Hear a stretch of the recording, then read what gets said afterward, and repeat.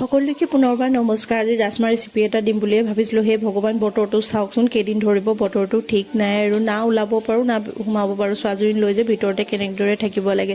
ৰাজমা বনাবৰ কাৰণে এয়া বিলাহী কাটি লৈছোঁ, এয়া আপোনাৰ আদা নহৰু পেষ্ট, পিঁয়াজৰ পেষ্ট, যিখিনি কওঁতে কেতিয়াবা ভুলেই হৈ যায়। আহকচোন ৰেচিপিটো ষ্টাৰ্ট কৰোঁ কেনেদৰে আমি বনাম। তেল এয়া লৈ লৈছোঁ। তেল লোৱাৰ পিছত অকণমান তেজপাত আৰু জলকীয়া দি ল'ব। জলকীয়া এটা দিছোঁ যিহেতু মই খাব, জিৰা দি দিছোঁ। এয়া পিঁয়াজ কাটি থোৱা আছিলে যে পিঁয়াজখিনিও দি লৈছোঁ।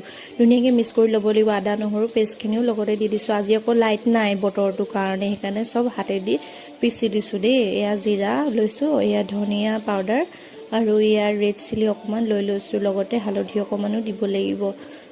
এতিয়া নিমখটো দিব নালাগে, কাৰণ আমি বস্তুটো অকণমান অনুমান কৰিয়ে নিমখটো দিব লাগিব ন। যেতিয়া আমি মানে বিলাহীখিনি দিম তেতিয়াহে নিমখটো দিম। এয়া কাটি থোৱা বিলাহীখিনি সেইটো মিক্সিতে আকৌ মাৰি দিছোঁ। কৈছিলোঁৱে যে মিক্সিৰ আজি হেৰি নাই বুলি।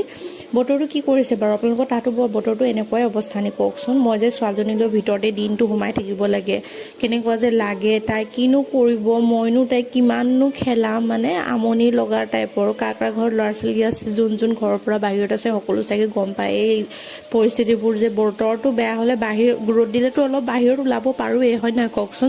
যদি বৰষুণ দিয়ে হৈ গ'ল আৰু দিনটোৰ কাৰণে। আৰু এইটো বতৰত যি যে ধৰিছে কমচে কম এসপ্তাহমান চাগে নেৰিবই। এয়া দেখিলেনে বিলাহীখিনি অকণমান হেৰি হ'বৰ কাৰণে দি দিলোঁ। এয়া আকৌ মই বেঙেনা আৰু কবি ভাজি বনাইছোঁ।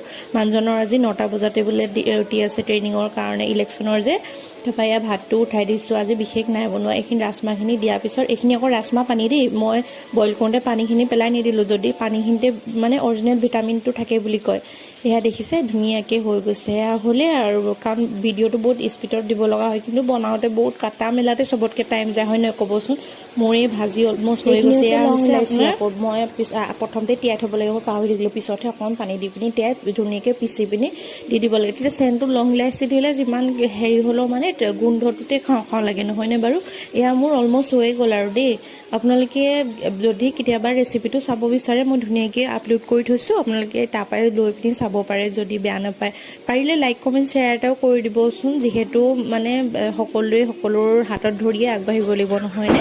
এয়া মোৰ চাওক ইমান ধুনীয়া ৰেচিপি তৈয়াৰ হৈ গ'ল। আপোনালোকে কেতিয়াবা এইটো হিচাপত বনাই পিনি খাব। আৰু খাবলৈ যে মইতো খাই বৈ আজৰি দেই, আজি সোনকালে মানুহজনৰ লগতে খাই দিলোঁ, কাৰণ অকলে পেটত ভাত নোযোৱা নিচিনা কেতিয়াবা হৈ যায়। সেইকাৰণে যিমান সোনকালে পাওঁ ৰাতিপুৱা মানে 10টাৰ আগতে মই ভাতটো খাই দিওঁ, ভতুৱা বুলিও ভাবিব।